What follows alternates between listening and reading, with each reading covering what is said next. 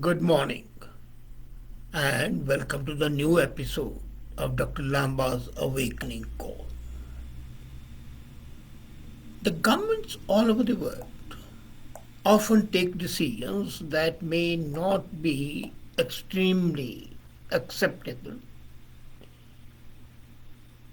but they are taken just to earn some encomium, some laurels, and the general saying, well, how careful, how humane, how considerate the government is.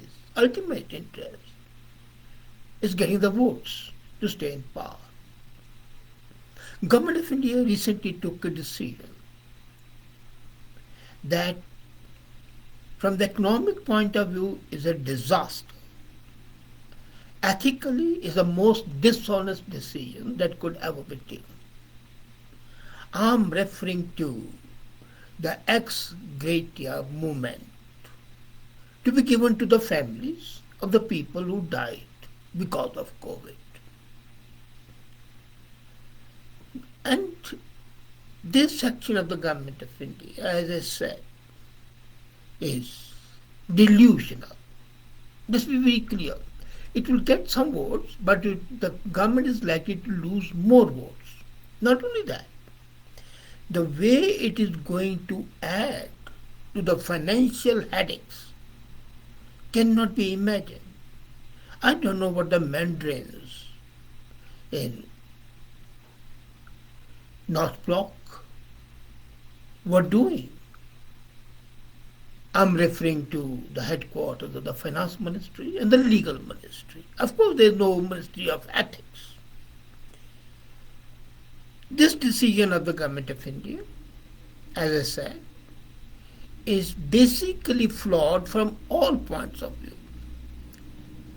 With the National Disaster Management Authority recommending 50,000 rupees ex gratia compensation to the kin of the COVID victims.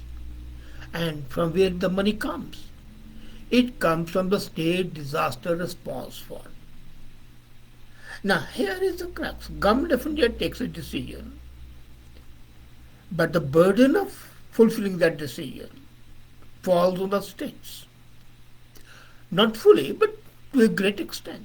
And now this is a catch-22 situation for those states which are not ruled by the same political party that rules the center. So how would those state governments react?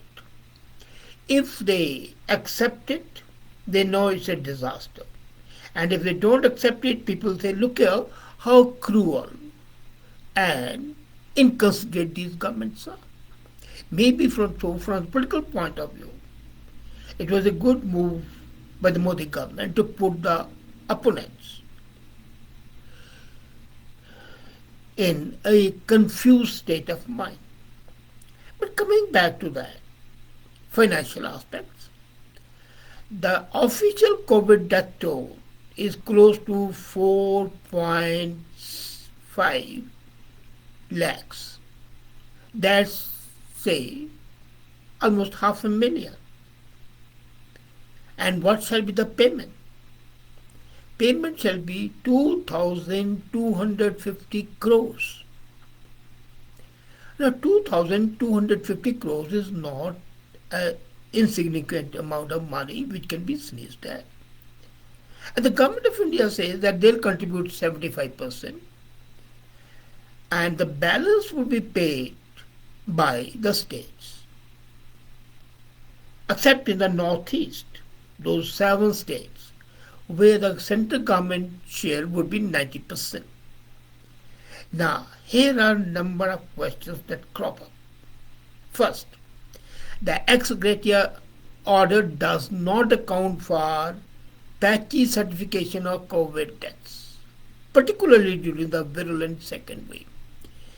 Are the deaths in India registered along with the cause of death?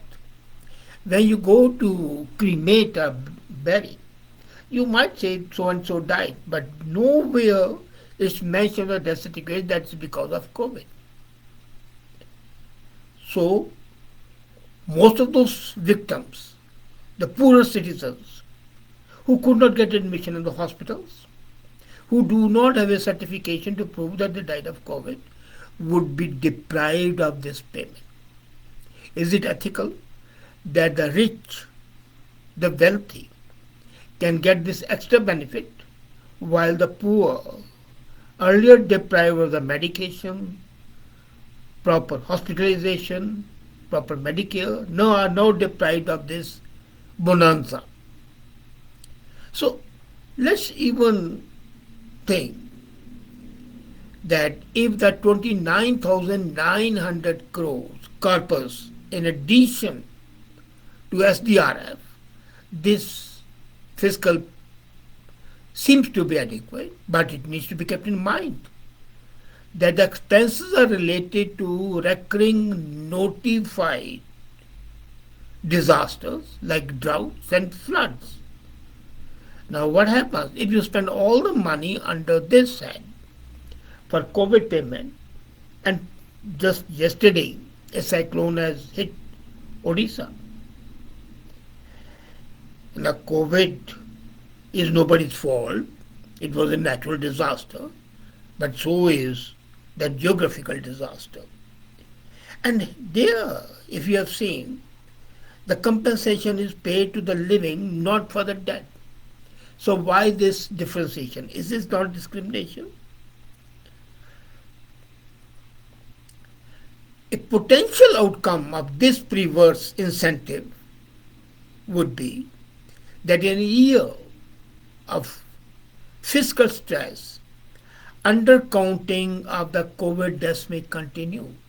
The government might, by implication, or even maybe openly, suggest to the doctors, do not certify the death to be because of COVID. And some doctors, just to have fun or some material benefit, might certify deaths to be COVID deaths even if they are not COVID deaths. They can do it for consideration.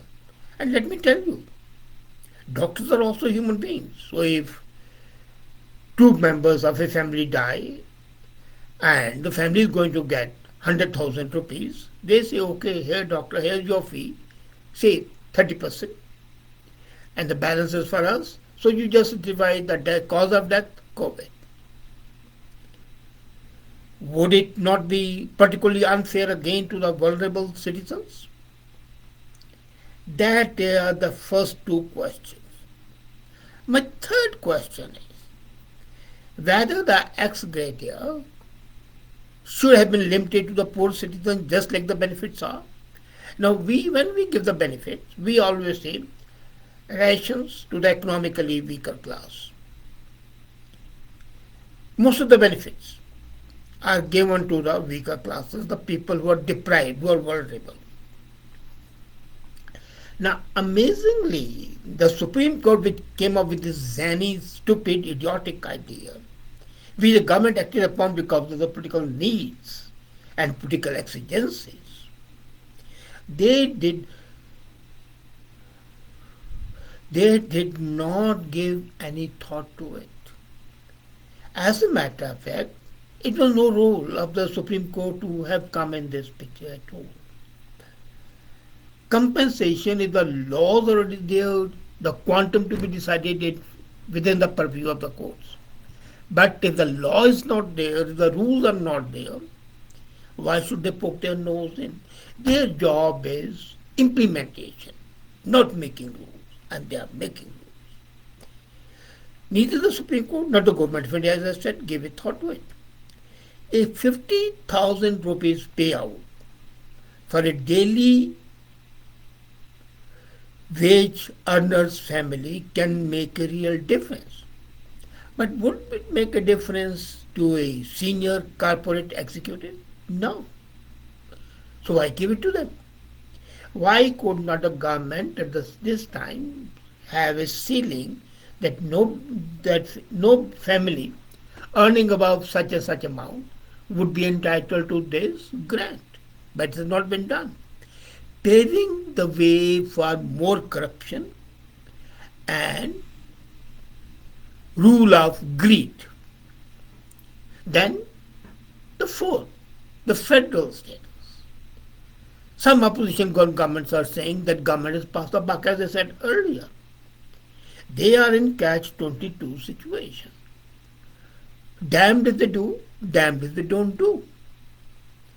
Given that ex gratia payments are open-ended, and no one knows when the pandemic will play out, are they going to give this benefit for eternity?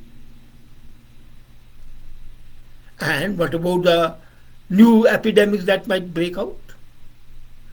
Just recently, 100 people died because of dengue. Only in one city. Why should they not be compensated? Where is a sense of fair play? Where is equity? Where is justice?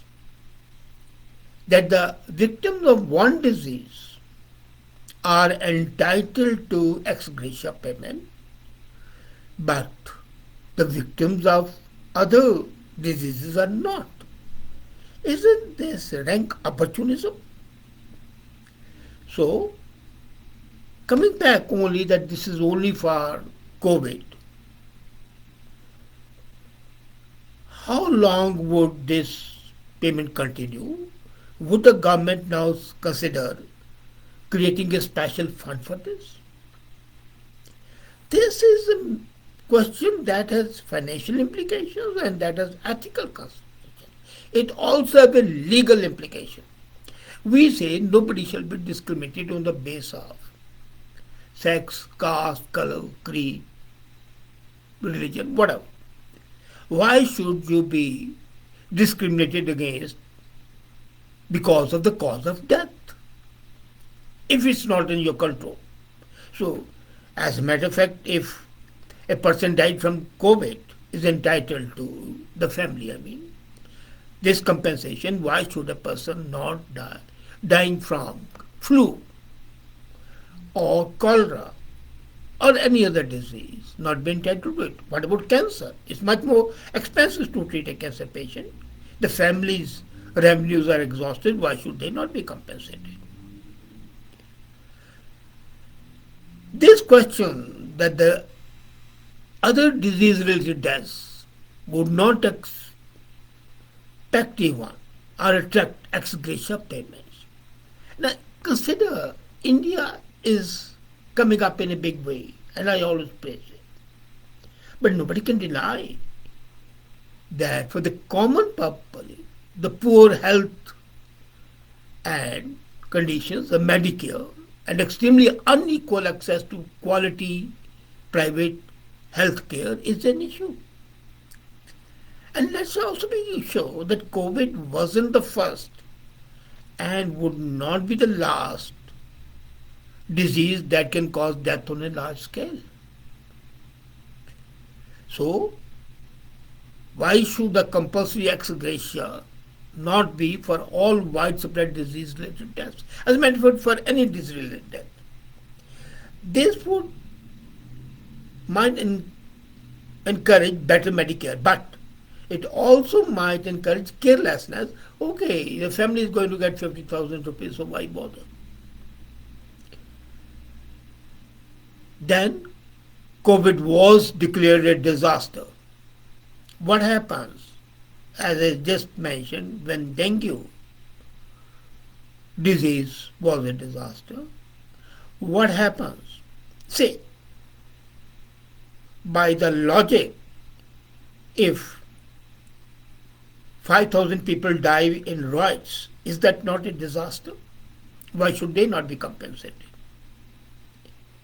So the point is, how will the states or even the center fund such compensation if there were so many other calls on the public purse? Perhaps what the government should have done is, after Supreme Court behaved in this erratic manner, in a populist manner, not in a judicial manner, then they should have taken this Supreme Court direction not as an order but as an advisory, an order and created incentives for improving public health, thereby lowering payouts. But maybe Indian government and the Indian state, this is not the way. They do not always act sensibly. As I said, the fault is not of the present government only. It is systemic failure. Systemic failure on the part of the judiciary, which wants to poke its nose everywhere. And that is why just yesterday the Chief Minister of a northeastern state had to tell, don't care about the courts. If they prosecute officers for carrying out the orders, we will not take action on that. This is what reminded me of USA, where President Hayes said, the Supreme Court has passed certain order, and President said, look here, they have passed the order, now let them implement it, because implementation is ultimately in the hands of the executive. So is the Supreme Court taking such action so that there is a head-on collision between the two branches of the government? Already there was one, if you remember, Supreme Court had given some order and said that some members, MPs, should not be there. And the then Speaker, Chatterjee, he said no, this order would not be implemented. It was not implemented. This was a slap on the face of the Supreme Court. So that situation can arise again. You can not keep on pushing the executive to do things which are not possible. There are various parameters for an executive decision. Let the Supreme Court be concerned with interpretation and implementation of law, not for suggesting new laws. That's none of their concern. And this time for the executive to stand up. So the first fault is of the Supreme Court. The second fault is of bureaucracy. They possibly did not create a cheat sheet, the pros and the cons, and present it to the ministers. They simply said, okay, Supreme Court has given the order, the minister says do it, so let's only give the positives, not give the negatives, the systemic failure of the bureaucracy. And then the systemic mental retard activity of the politicians who did not think beyond their nose, who could not look beyond their nose. They said, okay, seems to be a good idea, people would be happy, elections are around the corner in some provinces, and then after 2 years in the federal level, so why not come out with it?